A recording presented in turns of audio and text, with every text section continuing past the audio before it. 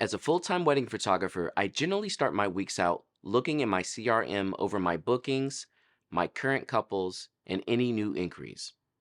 Except for this week, my 2024 is not looking too great. I currently have two weddings in the book, and I've booked nothing for this year.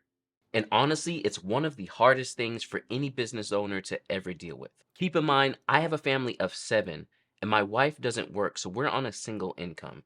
So seeing a zero there for my bookings in 2024 is not exactly what I want to see. So I shared all this with you all on YouTube, and I actually got this question, which is why I'm here putting together this video. Let's talk about my thoughts on what happens, why I'm in this current situation, and what I'm going to do about it. Starting out with the external factors, which I think the biggest one is the engagement gap. Now, if you're not familiar with the engagement gap, I did make a video about it in the past. So you can check it out right up above. But basically, over 2020, since everyone was locked down and at home, not a lot of people were dating. And because of this, there were less engagements happening over the years. And honestly, even though we're about 4 years into this, we're still seeing people not dating as much. Honestly, 2020 kind of changed everything pretty heavily. So because of this, dating and engagements just aren't happening how they used to. Now, again, 2020, there were a fair amount of weddings, and 2021 was blowed up. But since then, everything has been on the decline. Not as many couples are getting married, not as many people dating, and honestly, people usually date for about 4 to 5 years before they get engaged anyway. So if there was a big engagement gap, we're not going to see those couples back until like 2026, honestly. I think this is playing a huge factor into why I'm just not getting inquiries. Like, I'm really not seeing any inquiries. This is the only thing I can think of why it could be happening, aside from the internal factors, which we'll be talking about later on in the video. Next up is the possible recession. Now, I don't know if there's going to be a recession or not, but just following the news and everything that's going on right now, like everything is just absolutely insane. Like my wife and I want to buy a house, but it's just like the prices are ridiculous. The interest rates are crazy. Like we just can't buy a house. And this is affecting everybody.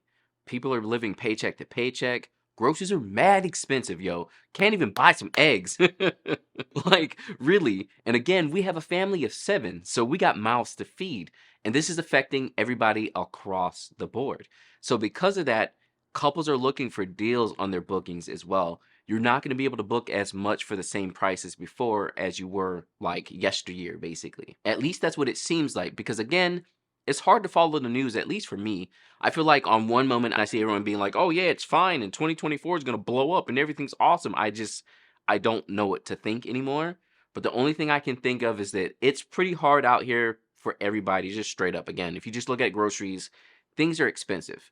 So everybody's trying to cut back some on the price of things, which is going to hit luxury items like wedding photography. Also, I'm wondering if it's my location.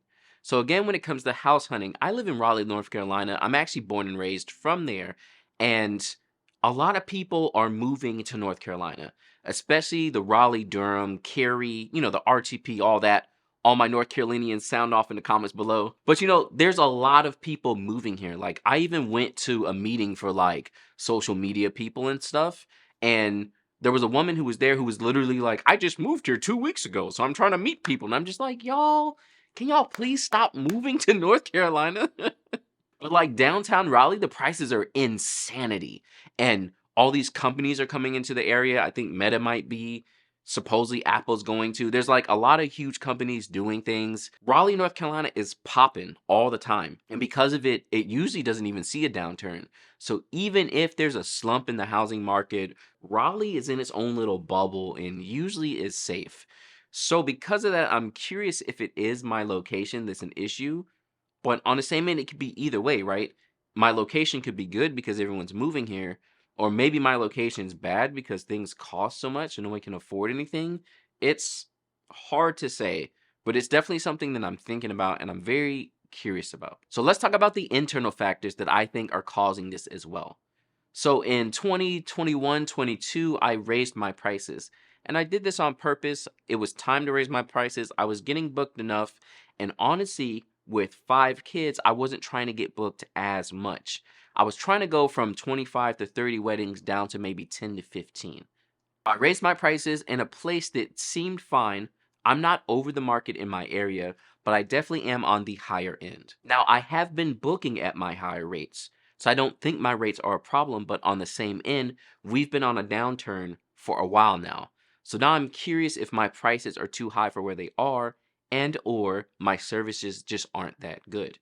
These are the things we have to think about as wedding photographers. Don't just sit back being like, well, I take great photos and everybody should want to book me. There's always going to be factors to think about. We have to search ourselves at all times. You're a business owner, and this is what businesses do. If you're not able to do this, your business will fail and you won't make any money. That's just what it is. So, looking at my pricing and where it currently is, I'm really debating if it's just my services or if it's currently the downturn on weddings. Also, my website. Again, looking at my website and my SEO, I'm trying to figure out if people are even able to find me between my Instagram and searching for Raleigh wedding photographers. These are all things that I'm really looking into and making sure that my website flows well, the verbiage on it works well, and it's smooth for couples to get in, see my pricing, and go ahead and get in contact with me. If I don't have these things, anything that makes it harder for the couple is going to make it harder for them to book.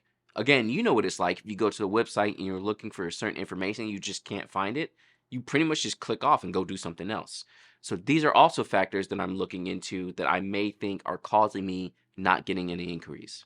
And the last thing is the booking process. If my booking process isn't as smooth as possible, again, my couple's going to go to someone else with a smoother booking process. So looking into my booking process and making sure it makes sense is a big factor for me. Now, I'll be totally honest with you all. I'm honestly not the best when it comes to booking. I can teach about it and I can help you get started, but I would say I probably have a 50 to 60% win rate as far as booking my couples. Now, I know some photographers who are like 85, 90% always booking, and this is something I would love to get to. So it's something I'm currently still learning about myself and also trying to perfect. Because really, what I think is happening right now with this downturn is if you weren't a photographer who was like 90, 95% always booking, it's going to get hard for you. Again, I'm perfect proof of that. Because if I was only like 65, 70% booking, well, clearly that's why I only have 2 weddings on the books for this year, and I haven't booked anything currently in this year yet either. So now that we've talked about all the possible factors, let's talk about what I'm currently doing to solve for these factors. And the reason I'm sharing this with you all too is because a lot of times it's easy to look at educators and think, oh, they don't even do weddings anymore. They're just out here taking our money with courses and teaching us stuff. But I'm still a working wedding photographer.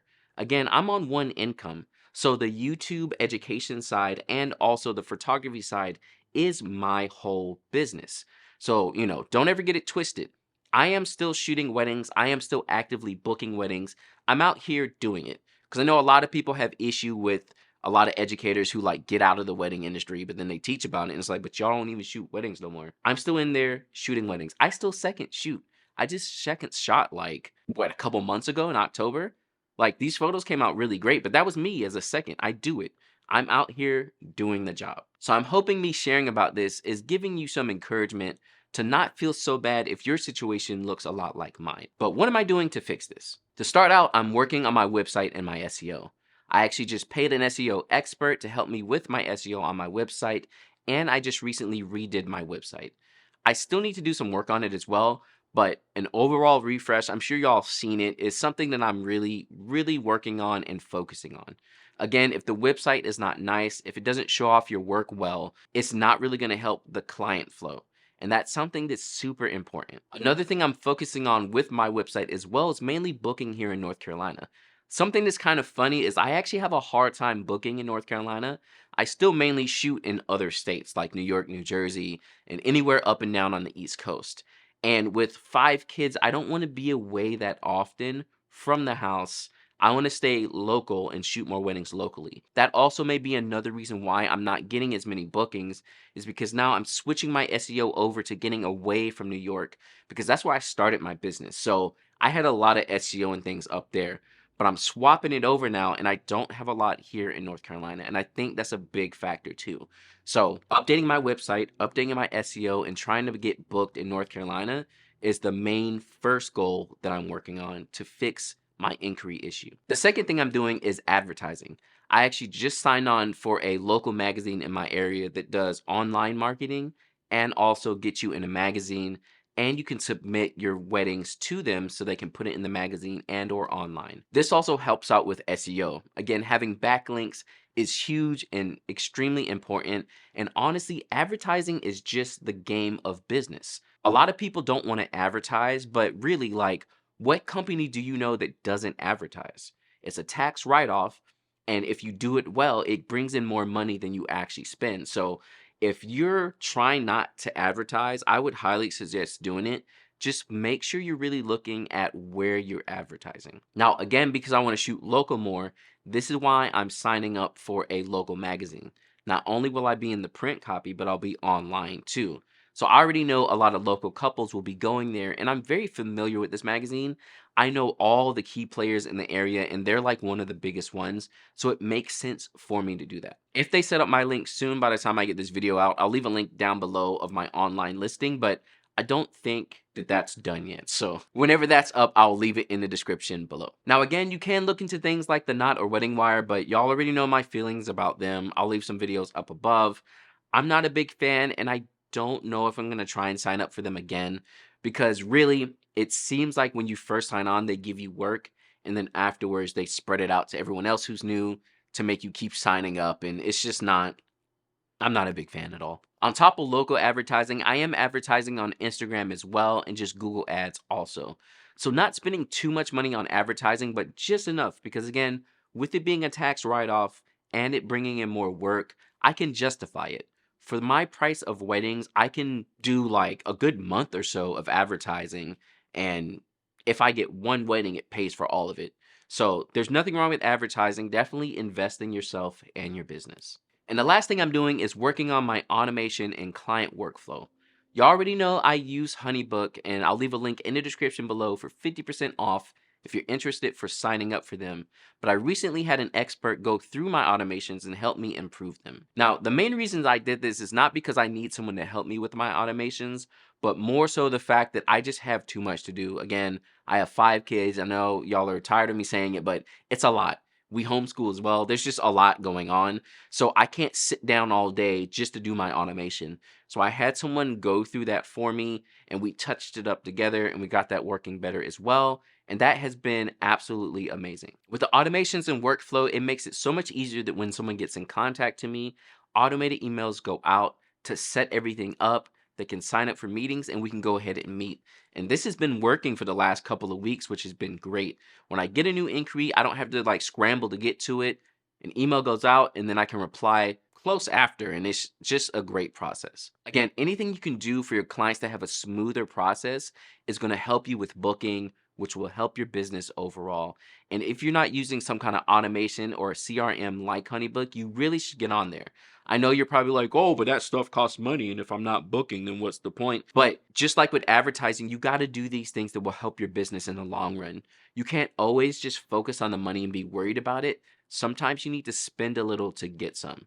And if you're curious about what I'm spending on all these services, let me know. Because I know sometimes you're sitting there watching me like, oh, yeah, it's easy for him to say that, but who knows if he's actually paying for it. I'm paying big money for my SEO and my HoneyBook Automate. I really am. So if you want to see receipts, let me know in the comments, because I'll happily post them. I'm not spending small money. And even though I'm not booking, it's a little scary. But you got to do what you got to do to get your business working, right? I hope this was helpful for you all to see real life of a photographer and not just think I'm over here balling hard and everything's peaches and cream all the time.